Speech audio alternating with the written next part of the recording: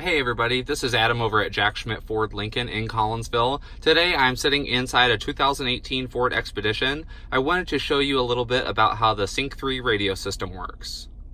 We're going to be going through the basic functions of Sync 3 and using the radio in particular. I will show you some other videos about how to use other features such as navigation or phone pairing as well. The first thing we see here is that the screen says audio off. That means that the radio is not turned on at all. And easy enough, we have the option to either touch this box here and turn the radio on, or we can touch the volume control here and that will turn it on as well. The next thing we're going to look at is if you decide you want to see the radio in full screen. It's really easy with Sync 3. All you have to do is touch right on it. It will bring it up full screen for you. All in all, we have about 18 presets on the radio.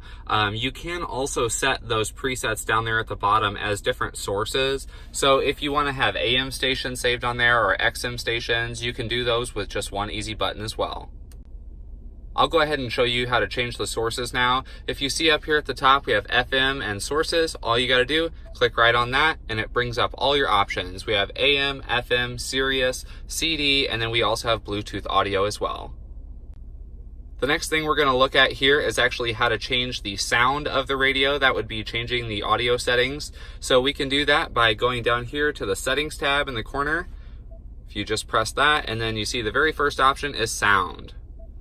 In addition, you can also get to the sound adjustment menu by pressing this button right here.